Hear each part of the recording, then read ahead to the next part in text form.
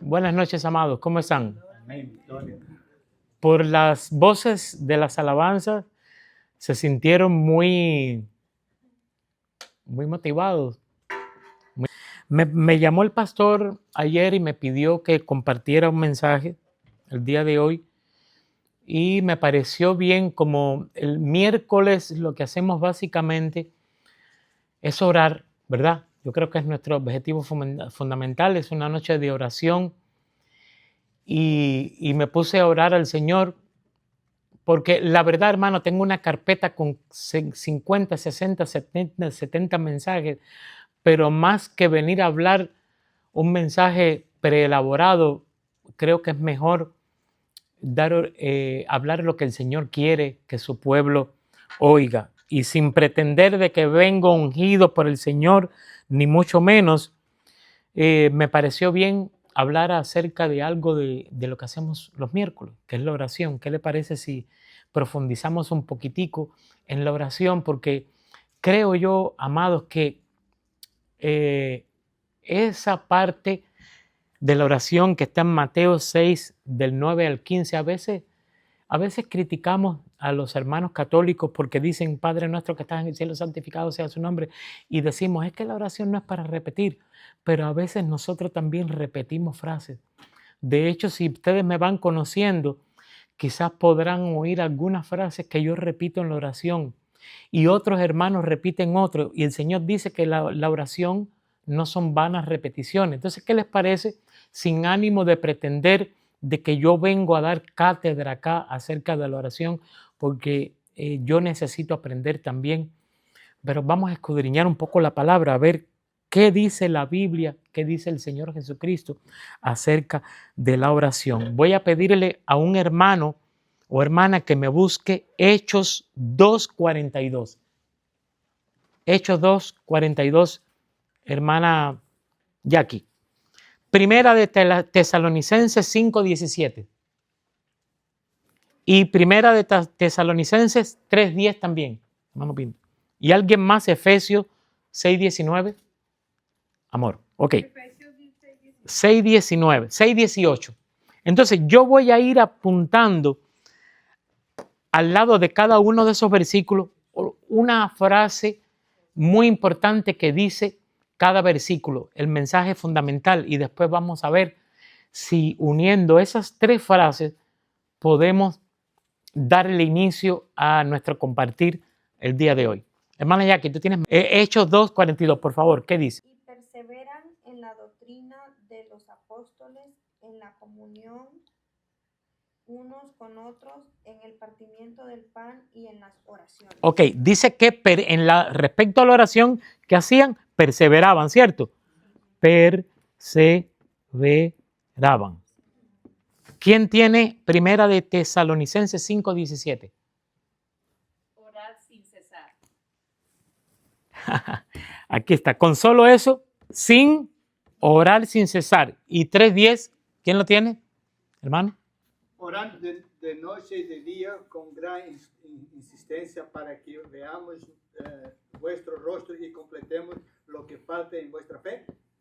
Miren lo que nos sugiere la palabra acerca de cuando nosotros oramos. Y solo tomé esos tres versículos. Dice: perseverar sin cesar, de noche y de día y con insistencia.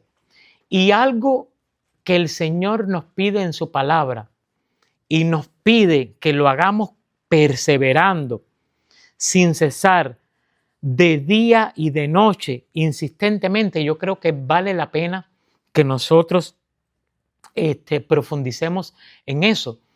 Yo no sé si usted ha oído la palabra simbiosis. ¿Alguien acá sabe lo que es simbiosis?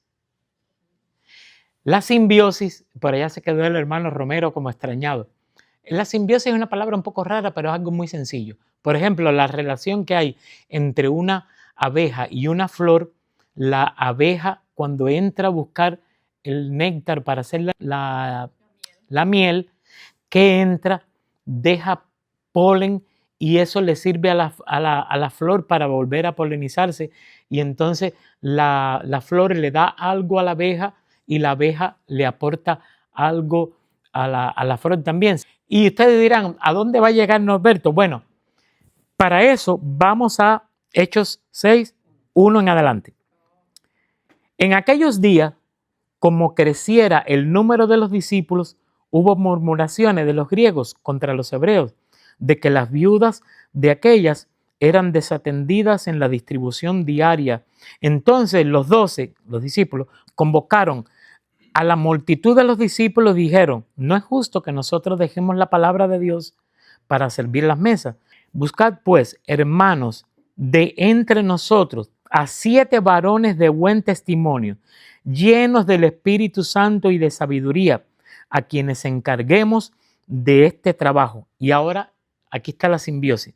Y nosotros persistiremos en la oración y en el ministerio de la palabra. Ahí hay un vínculo en la cual una cosa fortalece la otra. Nuestra oración no puede crecer, no podemos hacer oraciones ricas delante del Señor si nosotros no tomamos de la Biblia los elementos necesarios para poder orar. Por eso hay muchas iglesias y personas que yo creo, sin ánimo de criticar, que las oraciones no pasan del cielo raso para arriba, porque Dios es un Dios santo, que tiene un carácter. Entonces, cuando miren qué humildad la de esta gente, que quizás leyéndolo a simple vista pudiera pensar, esta gente no quieren estar en la puerta, ellos no quieren servir el agua, ellos quieren nada más estar enfrente. Pero es que Dios dio dones a la iglesia. Y la función de los apóstoles, los 12 discípulos en ese entonces, era compartir la palabra. La misma Biblia dice que la iglesia está fundada ¿sobre qué? Sobre la doctrina ¿de quién? De los apóstoles. Ellos se les dio la función de guiar la iglesia. Bueno, el Espíritu Santo, pero humanamente a ellos. Y ellos dijeron, no, es que nosotros tenemos que orar, pero para orar tenemos que leer la palabra. Y cuando nosotros leemos la palabra, nuestra oración es más fuerte. Inclusive, hace unas semanas atrás hablamos también de que la fe se alimenta ¿de qué?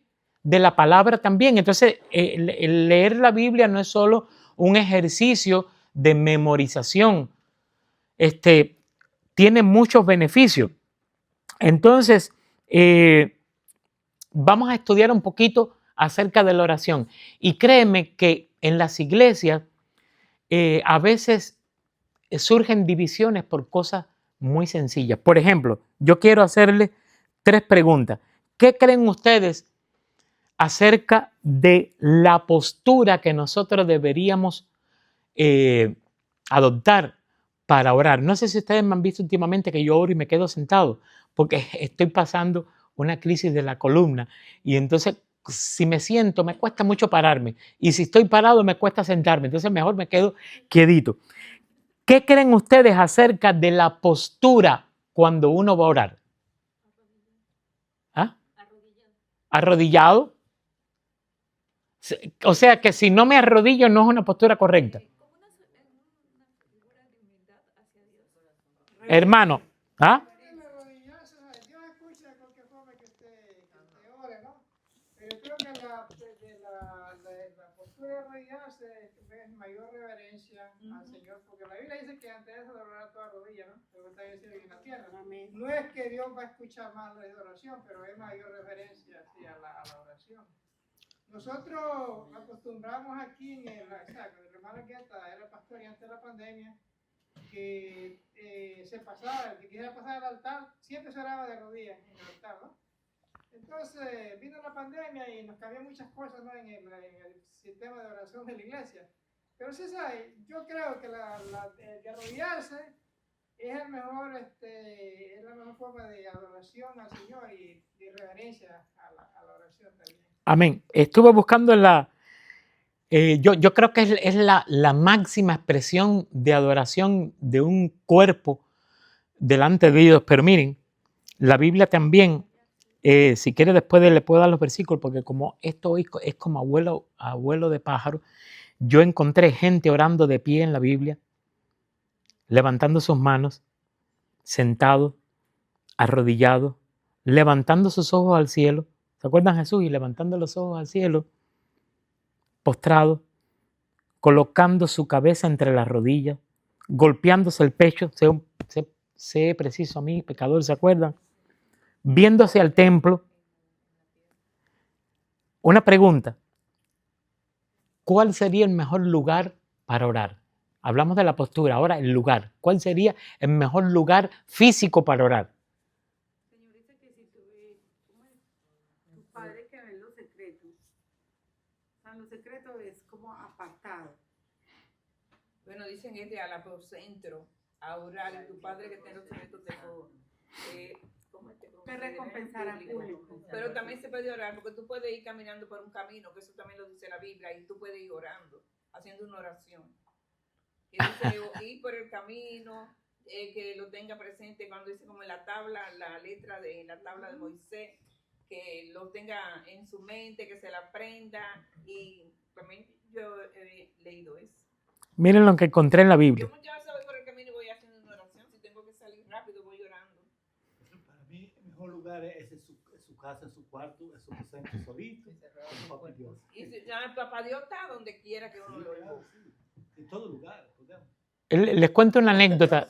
En una época de mi vida que yo hice Uber, recogí una señora, se llama Telma, brasileña, y de ese viaje hemos hecho una amistad en Cristo tremenda. Y yo ella tomó el Uber para ir a unos moteles que hay en la Tonnelley, en la calle Tonnelley. Y fuimos hablando y nos identificamos. Yo le dije que yo era cristiano, ella también. Y fue algo riquísimo, una conversación riquísima. Ella es sobreviviente de cáncer. Y fuimos cantando y orando por el camino. Y yo le dije, Telma, ¿puedo orar por ti? Y díceme, sí, pero no cierres los ojos. Yo iba manejando. Miren, eso fue tan rico. Después ella nos visitó en la iglesia donde nosotros estamos. Fue tan rico que fue la única. Usted sabe que con Uber, cuando hay mujeres en tu carro, uno tiene que ser muy cuidadoso, ¿verdad? Pero nos bajamos y nos abrazamos. Ya yo la dejé allí y ella siguió. Pero miren lo que dice la Biblia acerca del lugar de la oración. Miren los lugares que encontré de personas orando. Encontré gente orando en una batalla, en una cueva. ¿Quién oró en una cueva? David. En un huerto. ¿Quién oró en un huerto? En un jardín, al lado de una montaña, en el río, junto al mar, en la calle, en la casa de Dios. En Primera de Timoteo dice que oren en todo lugar, también en una cama, en un hogar, inclusive en la barriga de un pez. ¿Quién oró en la barriga de un pez? Jonás. Tercera pregunta. La primera fue, ¿cuál es la postura? La segunda, el lugar. La tercera pregunta es, ¿qué hora sería la hora más adecuada para orar? Las 3 de la mañana. De madrugada. Eso dice una canción, eran las 3 de la mañana. Por allá dijeron algo más que las 3 de la mañana. Dice en todo momento, de noche, de día.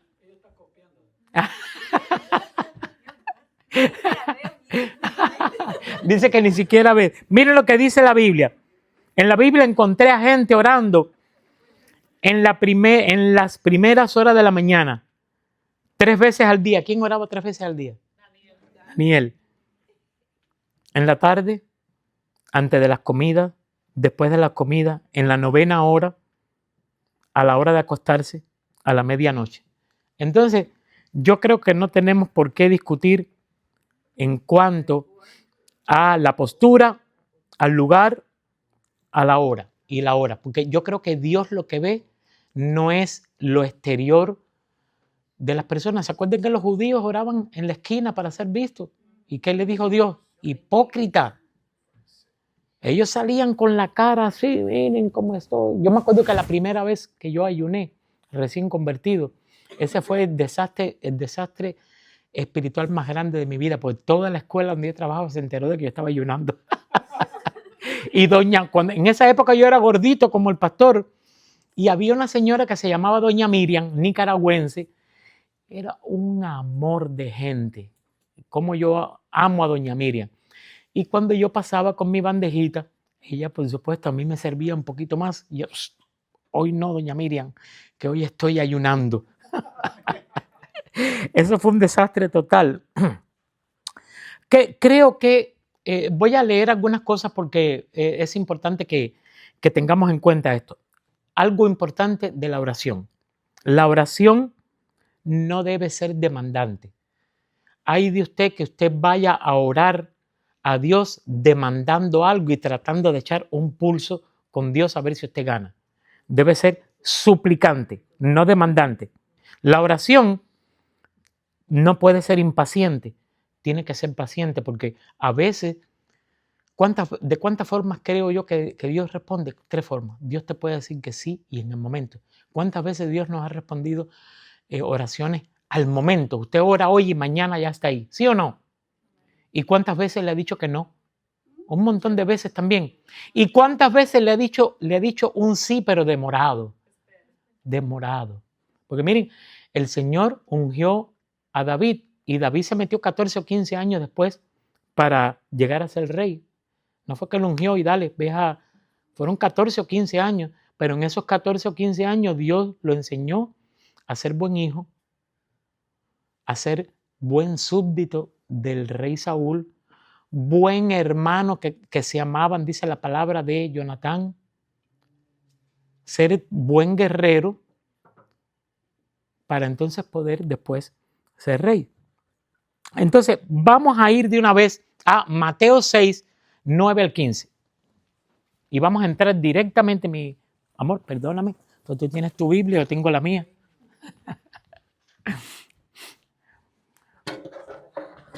Mateo 6, 9 al 15.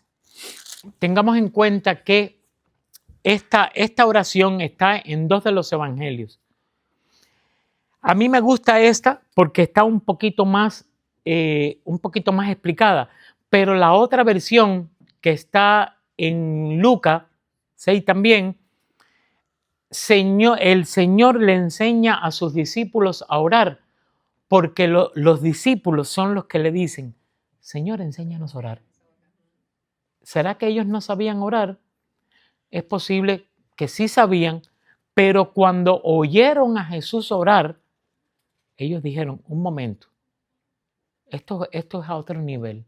Yo quiero aprender a orar así. ¿Y cuántas veces, hermano, usted se ha pensado la última Coca-Cola del desierto hasta que se encuentra con alguien que hace lo que usted cree que hace bien, pero lo hace en un grado superlativo? ¿Sí o no? Y cuando el Señor Jesucristo le enseña la oración, les dice, ustedes cuando oren así. Y quiero hablar algo de esto, porque ese oren así no significa repitan esto. Tenemos que entender que la oración es como un esqueleto. Y a ese esqueleto yo le pongo mis necesidades y las nutro con mi relación con el Señor. Es una guía nada más. Y lo primero que el Señor le dice a sus discípulos, mas cuando ustedes oren así. ¿Cuál es la primera palabra? Padre. Vamos muy despacio. Ya ahí hay 2 palabras. Yo quiero hablar de Padre y después de nuestro. Muchas veces yo les he dicho, y esto, amado, yo lo aprendí de mi amadísimo hermano en Cristo, Enrique Baldovino, que está en la presencia del Señor. Y un día, si quizás me han oído decirlo, me dijo, Norberto, no hables de carretilla. Esto no es como un reggaetón o un rap. Coge las palabras y sepáralas. Y muchas de estas cosas que yo las estoy compartiendo con ustedes hoy, las aprendí porque el hermano Enrique Baldovino me las pidió. Mira que ya me dijeron, Padre nuestro, ahí hay 2 palabras y ustedes van a ver el significado, cuánta cosa podemos sacar de cada palabra. Padre es un sentido familiar. Cuando usted comienza a orar, Jesús buscó la mejor palabra, porque ese Dios, ¿qué cosa es? Es mi Padre. Y si es mi Padre, ¿qué cosa yo soy de Él? Hijo. Pero esto, ¿cómo lo podemos ver? Vamos a dejarlo acá y vamos a ir al libro de Proverbios. Proverbios 1. Si vemos el libro de Proverbios, del 1 al versículo 7, hay como una introducción que dice, los proverbios de Salomón, por eso sabemos que son de Salomón, hijo de David, rey de Israel, y después dice, ¿qué nos benefician los proverbios? Dice, para entender sabiduría, doctrina, etcétera, etcétera. Pero miren cómo ya empieza el versículo 8. ¿Qué dice ahí? Oye, hijo mío. Ok, vamos a buscar Proverbios 2. ¿Cómo comienza Proverbios 2? Hijo mío. En el primero dice, oye, hijo mío, la instrucción de tu padre. Miren, en cada hijo mío viene acompañado de algo que él quiere que nosotros tengamos en cuenta. El primer hijo mío dice, oye la instrucción. El segundo hijo mío dice, instrucción, padre, ¿cómo me instruyo? Dice, con mi palabra. Proverbios 3, ¿cómo comienza? Hijo mío, o sea, no te olvides de mi ley, también mi palabra. Proverbios 4, oíd, hijo mío, la enseñanza de tu padre. Proverbios 5, hijo mío. Proverbios 6, hijo mío. Proverbios 7, hijo mío. Entonces, si usted se da cuenta, cuando el Señor Jesucristo, que es Dios, ¿cuántos creen aquí que el Señor Jesucristo es Dios también? Le está diciendo a sus discípulos, cuando ustedes oren, comiencen diciendo, Padre, Él sabe lo que nos está diciendo. Él sabe que ese es un Padre que nos está viendo como ¿qué? Como hijo. Y la segunda palabra que viene después es la que dice la hermana Miguel. Padre nuestro. ¿Qué ustedes creen de esa palabrita? Ese nuestro es un sentido de pertenencia, de posición. Me gustó mucho eso, hermana. Eso es un sentido de que ese Padre yo lo tengo como una pertenencia mía. Más bien es al revés, yo le pertenezco a Él. Ahora, este nuestro también es un golpe bajo y usted puede utilizar esto, no se olvide de esto, para cuando viene alguien y le dice, es que todos somos hijos de Dios. ¿Ustedes creen que todos somos hijos de Dios? ¿Y todos somos criaturas de Dios?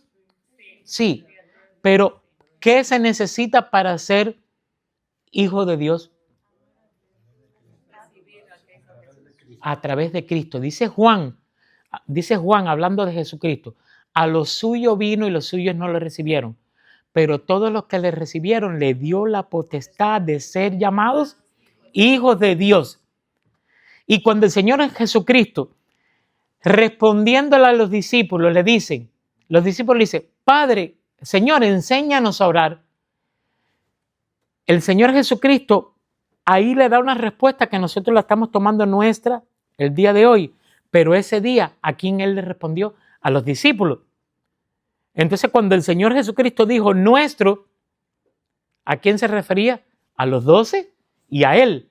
Pero después cuando Él ora en Juan 17, Él expande y le dice, Padre, no te pido solo por esto, sino también por los que han de venir a mí a través de esto. Entonces, amados, miren, cuando usted vaya a orar, tómese su tiempo y busque todos los adjetivos que usted pueda tomar de la Biblia acerca de Dios. Dígale Padre, dígale Señor, dígale Jehová de los ejércitos, dígale Todopoderoso, dígale Jehová Nisi, dígale Jehová de los ejércitos. A mí me encanta el capítulo 4 de Daniel. Si usted lee Daniel 1, Daniel 2, Daniel 3, el faraón en esa relación que tiene con Daniel, le dice, Daniel, porque tu Dios esto, Daniel, porque tu Dios aquello, Daniel, porque tu Dios, pero el capítulo 4 pareciera como que lo escribió Nabucodonosor y dice, miren las palabras tan lindas que dice, conviene que yo cuente las maravillas y milagros que el Dios alto, sublime, sempiterno ha hecho conmigo. Miren con cuántas palabras tan lindas un hijo se refiere al Padre. Porque miren, hay un secreto en la oración y uno de ellos es que tú no vienes al Padre a pedirle si primero tú no lo pones a Él en el lugar que a Él lo corresponde, desde tu lugar. Y a veces, hermanos, tratamos a Dios como si fuera nuestro bombero. Y Él lo es. Porque cuando nosotros oramos y estamos deprimidos, lo llamamos a Él como psicólogo, ¿sí o no? Cuando estamos sin trabajo, lo llamamos como nuestro proveedor. Cuando estamos enfermos, lo llamamos como nuestro médico. Pero nosotros debemos poner a Dios en su lugar siempre. Yo estoy seguro que si nosotros pudiéramos ir a hablar con Donald Trump el día de hoy, con la misma prontitud con que nosotros hablamos con Dios, nosotros seguro, aunque a usted no le guste Donald Trump, usted seguro se vestiría bien, buscaría las palabras que va a hablar. Cuando entre, le van a dar un protocolo de lo que usted puede hacer. Y yo soy abrazón, pero seguramente yo no puedo llegar ahí y darle un abrazo a Trump y decirle, ¿cómo está? ¡Tum, pum! Porque hay un protocolo. ¿Y qué le hace pensar que con Dios no? Y Él es más grande que Trump. ¿Cuántos lo creen? Entonces, ese Dios que es Padre, del cual nosotros decimos nuestro, porque tenemos un sentido de pertenencia, lo primero que nosotros decimos es que estás en el cielo. Ahí hay una gran diferencia. Yo estoy acá, en este mundo caído, pero tú estás en un lugar que es más allá. A ti no te afecta ni el tiempo, ni el clima, ni las condiciones, ni las emociones. Y que Él esté en el lugar donde Él esté, para nosotros es maravilloso. ¿Usted no lo cree? Nuestro Dios no está en la Casa Blanca, está en el cielo y tiene a su diestra al Señor Jesucristo sentado. Y hay alguien que en esta etapa de la Trinidad está con nosotros ahora, que es el Espíritu Santo. Y después la oración dice, santificado sea tu nombre. Yo creo que no hemos entendido esto. ¿Será que cuando nosotros estamos orando para que Dios sea más santo? Entonces, ¿cómo explicamos esto? Cuando nosotros decimos, santificado sea tu nombre. Estamos reconociendo la santidad. ¿La santidad de quién? Sí, pero ahí dice, santificado sea tu nombre, no el mío. ¿Cómo entendemos esto? La explicación es sencilla. Es que Dios es santificado cuando tú eres su hijo. En todo el sentido de la palabra. Dios dice, sé santo porque yo soy santo. Y cuando tú estás en tu trabajo, en tu casa, con tu esposa, con tu familia, inclusive cuando no puedes evitar estar en una fiesta del mundo, porque por ejemplo a mí me toca a veces ir a almuerzos de la compañía y el almuerzo pasa rápido, pero después vienen cerveza y ron y trago, y cuando se empiezan a entonar, empiezan a hablar de cosas que no es que yo sea santo, pero ya no me saben. ¿Ves? Y entonces cuando tú estás en esos lugares, ellos te ven y dicen, este es de otro calibre, este está apartado, este está hecho de otro material. Y cuando ellos te están viendo a ti, están viendo que Dios es santo. Eso es lo que significa, santificado sea tu nombre a través de mí. De hecho, algún día estudiamos lo que es el carácter de Dios y los atributos de Dios. Y Dios tiene muchos atributos. Es todopoderoso, omnisciente, etcétera, etcétera. Y uno de los atributos que quizás me lo ha oído decir también es que Dios es santo. Pero es el único atributo que se repite 3 veces. Y la gente dice, no, es que es uno es por Él, otro por Jesús y otro por el Espíritu Santo. Quizás. Pero yo creo que Jesús es 3 veces santo. El Espíritu Santo es 3 veces santo y Dios es 3 veces santo. Entonces, ¿por qué la Biblia dirá 3 veces santo? Y creo yo que de todo el carácter de Dios, ese es el más importante. Ahora lo voy a explicar. Hermano Romero. Sí, una de las escenas más grandes que yo encuentro en la Biblia, ¿sabes? De la santidad de Dios está en Isaías capítulo 6. Cuando se le muestra a Isaías, ¿no? Que en el año que murió el rey Usía, vio al Señor sentado sobre el trono alto y sublime, y su falda llenaba el templo. Y ahí sigue, ¿no? Y al final dice, y que cada uno tenía 3 alas cuando volaba, con otro, que sabe, cubriendo su rostro. La cosa es que decían, santo, santo, santo, Jehová de los ejércitos, toda la tierra está llena de tu gloria. Amén. ¿Y qué dijo Isaías cuando lo vio? Ay de mí. ¡Ay de mí que soy hombre! Miren, la gente que se ha encontrado con Dios frente a frente, no la ha pasado muy bien. Los discípulos, cuando Jesús calmó las aguas y ellos estaban súper asustados por la tormenta, cuando pasó la tormenta, después estaban más asustados que la tormenta. Y dice, ¿quién es este que hasta el mar le obedece? Y Dios es santo, santo, santo, porque, miren, el atributo más grande tiene que ser su santidad. Porque imagínense a un Dios que sea todopoderoso, pero que no sea santo. Ahí tenemos a Fidel Castro, a Hitler. Un Dios que sea omnisciente, pero que no sea santo.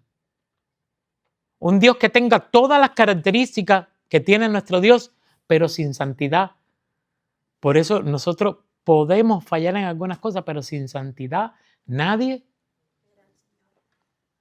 Después dice, venga tu reino.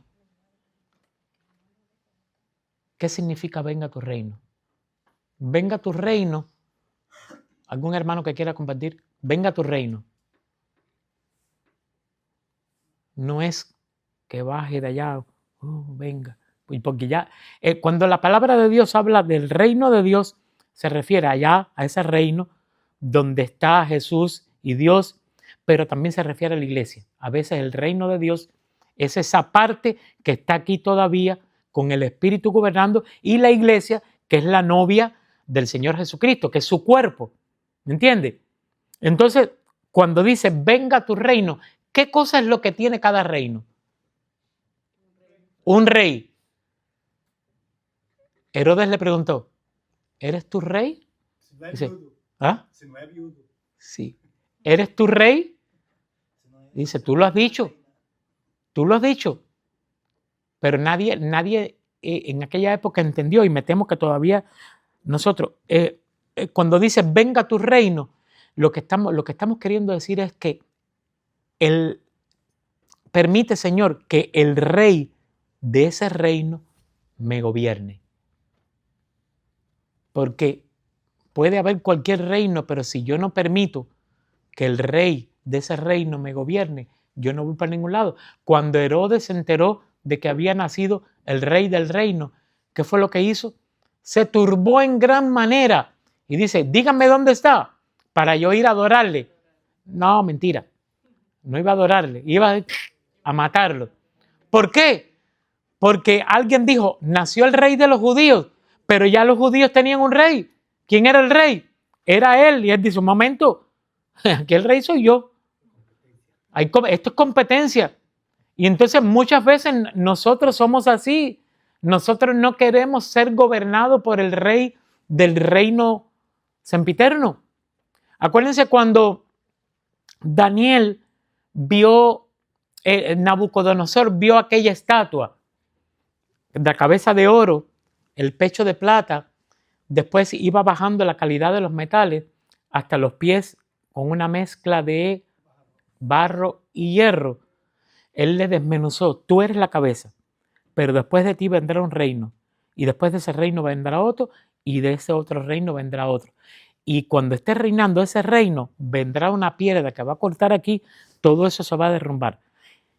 Y tu reino, que era el reino de Nabucodonosor, ese reino ya se perdió. Después vinieron los medos persas. Eso pasó también. Después los griegos. Eso pasó también. Después los romanos. Y los romanos también. Pero el reino de Dios que se formó en la época de los romanos, eso dice, la puerta, yo tengo la llave. El Hades no podrá contra ella.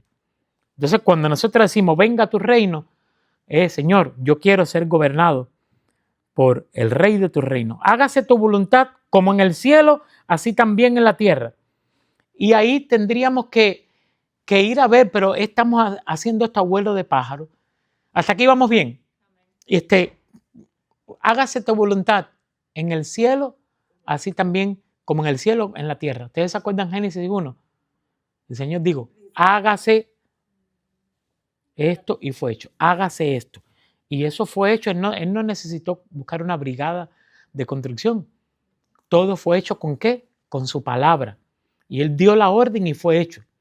Y aquí, el Señor Jesucristo, ¿quién es la palabra de Dios? Es el Señor Jesucristo. Dice, el verbo de Dios se hizo carne y habitó entre nosotros, puso su tienda de campaña entre nosotros. Y entonces esa palabra que es Jesucristo, que Él sabe de lo que está hablando, dice, así también como estuvimos nosotros en el principio y conmigo, con mi palabra todo se hizo, hágase también aquí en la tierra.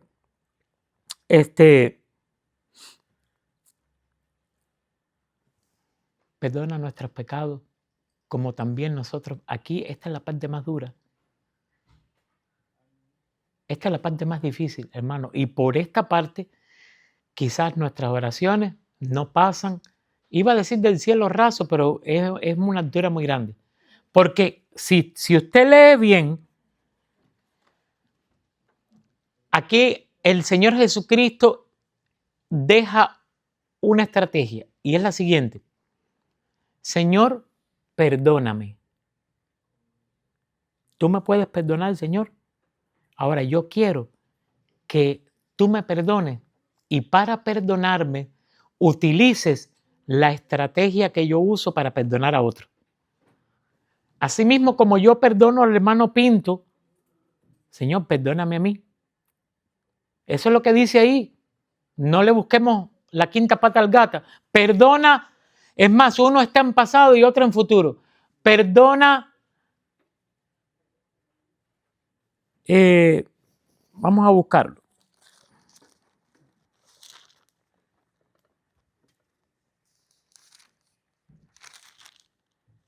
Y perdónanos nuestras deudas. Si tú tienes una deuda, no la estás obteniendo, esa deuda tú no la estás adquiriendo en el mismo momento que estás hablando. Si tú estás diciendo, perdóname la deuda, ya la deuda la tienes, ¿cierto? Así también como nosotros perdonamos a nuestros deudores, otras versiones dicen a los que nos ofenden. No nos metas en la tentación. ¿Será que Dios nos mete en tentación? Dios no tienta a nadie. ¿Cómo explicamos eso?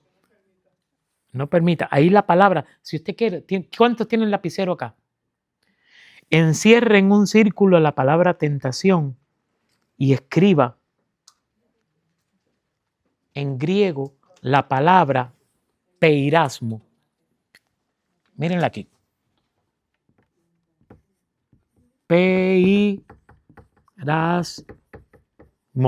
¿Saben qué significa peirasmo? Significa prueba. Más que tentación, significa prueba.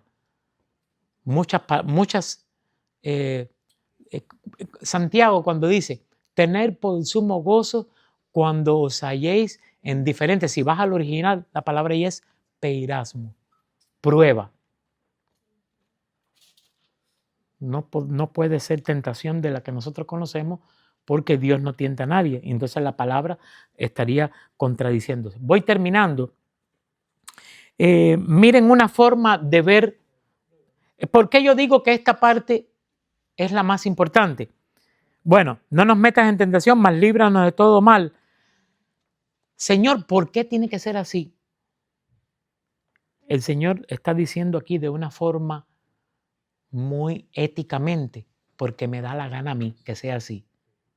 Dice, ¿por qué? Bueno, porque mío es el reino y el poder y la gloria por todos los siglos de los siglos. Sencillamente por eso. Jesús, que es Dios, es quien está hablando acá. Ahora, pensamos que ahí terminó la oración, ¿verdad?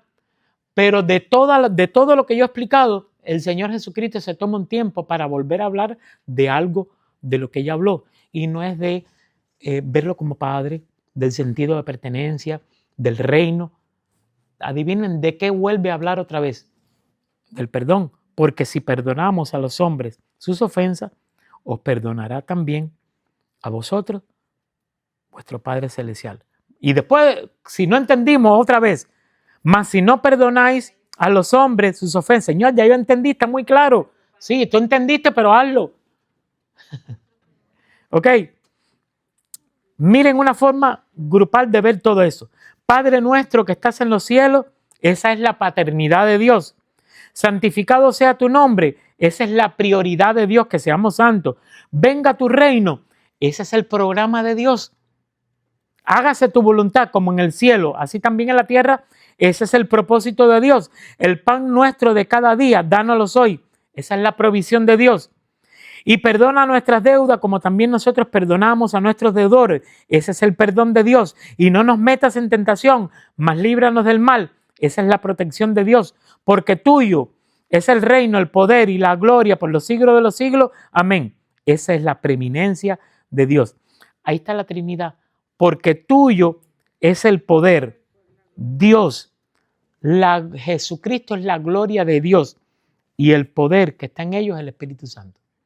Quiero, como estamos hablando de la oración, vaya y termino 2 versículos más y termino. Vamos a ver un ejemplo de oración pésimo, manipulador y un ejemplo excelente de oración. Sí, 28:20. Ustedes no saben cuánta gente yo he visto a la hora de recoger las ofrendas mencionar este versículo. E hizo Jacob voto, diciendo, si fuere Dios conmigo y me guardare en este viaje en que voy, y me diere pan para comer y vestido para vestir. Sí, hermano. Y si volviere en paz a casa de mi padre, Jehová será mi Dios, y esta piedra que he puesto por señal será casa de Dios, y de lo que me dieres, el diezmo apartaré para ti. ¿Cuántas veces he oído en iglesias por ahí? Señor, voy a apartar contigo, yo te voy a dar tanto, pero tú dame para atrás tanto. Aquí Jacob todavía era Jacob. Y Jacob hace una oración aquí que a veces se parece mucho a la de nosotros. Vamos directamente, e hizo Jacob voto diciendo, y si usted ve todo lo que hay aquí, es condicionamiento a Dios. Ve que todas las cosas que pide él dice, si esto, entonces yo aquello. Si Jehová esto, entonces yo aquello. Esta no debía ser la oración. Y termina con Habacuc 3:17. Miren la oración totalmente diametralmente opuesta a esto. Aquí estaba Habacuc y el pueblo rodeado de quien fueron los enemigos de ellos toda la vida. Aunque la higuera no florezca, ni en las vides haya frutos, aunque falte el producto del olivo, y los labrados no den mantenimiento, y las ovejas sean quitadas de la majada, y no haya vacas en los corrales. Con todo, yo me alegraré en Jehová y me gozaré en el Dios de mi salvación. Habacuc 3, 16, 17. Habacuc 3, 17. Miren situaciones extremas, pero oraciones diferentes. Jacob dice, Señor, si me das esto y si me das aquello y si me das esto, entonces tú vas a ser mi Dios. Habacuc dice, no, Señor, Aunque me falte esto, aunque me falte aquello, aunque me falte lo otro, yo me gloriaré en el Dios. Y Habacuc abajo tiene un pedacito que casi nadie lo lee, que dice, al jefe de los cantores sobre mis instrumentos de cuerda. ¿Qué significa eso? Vamos a cantar. Esto que yo escribí, vamos a cantarlo. Se lo está dando al jefe de la orquesta. Estaba el pueblo rodeado, creo que eran por los amalecitas, no sé qué, y iban a acabar con ellos. Amado, esto es algo acerca de la oración a vuelo de pájaro. Espero que nuestra oración la tomemos en cuenta, nos tomemos el tiempo para disfrutarlo con el Señor, que nos recreemos. Dice en Mateo 6, busca primero el reino de Dios, pero ese es el final. El Señor dice, busca el reino de Dios porque está viendo a personas que están afanadas por qué hemos de comer, qué hemos de vestir, qué hemos de beber. Tú lo que quieres es eso es fácil para mí. Busca primeramente el reino de Dios y su justicia. Dios le bendiga.